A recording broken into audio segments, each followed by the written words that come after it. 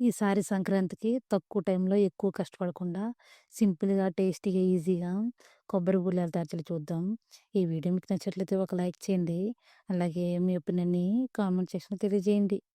గిన్నెలోనికి అర KG ration బియ్యం వేసుకొని 2, 3 సార్లు బాగా వాష్ చేసుకొని, ములిగేంత వరకు వాటర్ పోసుకొని, ఒక రాత్రి మొత్తం నానబెట్టుకోవాలి.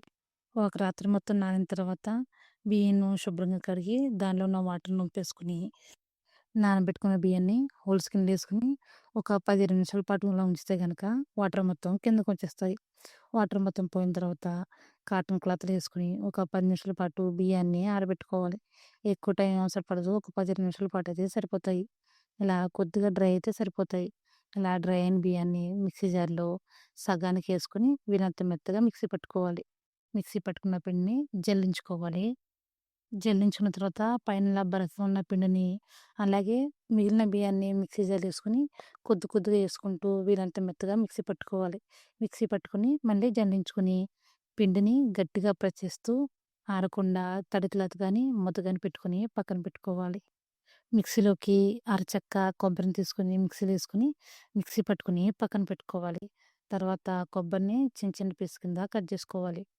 అర కేజీ బియ్యానికి 350 గ్రాముల బెల్లమైతే సరిపోతుంది. స్టవ్ మీద గిన్నె పెట్టుకొని, తురుముకున్న బెల్లం వేసుకొని, చిన్న గ్లాసు వాటర్ పోసుకొని, పాకాన్ని ప్రిపేర్ చేసుకోవాలి. ఒక 2 నిమిషాల తర్వాత పాకాన్ని చెక్ చేసుకుందాం.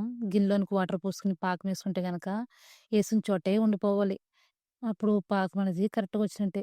ఇలా చేత్తో తీసుకుంటే ఉండకు రావట్లేదు, జారిపోతుంది గదా! ఇలా లేతగా పాకం అనేది పట్టుకోవాలి. తర్వాత మనం తురుము పెట్టుకున్న కొబ్బరేసుకొని ఒకసారి బాగా కలుపుకోవాలి. తర్వాత పావు టీ స్పూన్ ఇలాచీ పౌడరు, అలాగే 1 టేబుల్ స్పూన్ నెయ్యేసుకొని ఒకసారి బాగా మిక్స్ చేసుకోవాలి. నెయ్యేసుకోవడం వల్ల టేస్ట్ అనేది బావుంటుంది. మీకిష్టం లేకపోతే గనక స్కిప్ చేసేయొచ్చు. స్టవ్ ఆఫ్ జేసి ఇప్పుడు బాగా మిక్స్ చేసుకుంటూ మనం మిక్సీ పట్టుకున్న పిండిని కొద్ది కొద్దిగా ఏసుకుంటూ కలుపుకోవాలి. పిండంతా ఒకేసారి ఎయకూడదు. కొద్ది కొద్దిగా ఏసుకుంటూ పిండిని కలుపుకోవాలి. ఇలా పలచగా కలుపుకొని పైన మరో 1 టేబుల్ స్పూన్ నెయ్యేసుకొని చల్లగేంత వరకు పక్కన పెట్టుకోవాలి. ఎలాగో చల్లగేటప్పటికి కొద్దిగా గట్టిపడుతుంది. ఇది కొద్దిగా చల్లగైన తర్వాత చిన్న చిన్న బాల్స్ లాగా ప్రిపేర్ చేసుకొని మనకు కావాల్సిన సైజులో కొబ్బరి బోండాని తయారు చేసుకోవడమే. పాలిథీన్ కవర్ పైన కొద్దిగా నూనె అప్లై చేసుకొని కొబ్బరి బోండాని ప్రిపేర్ చేసుకోవాలి. మరీ మందంగా కాకుండా, పలచగా కాకుండా ఇలా చిన్నగా ప్రిపేర్ చేసుకోవాలి.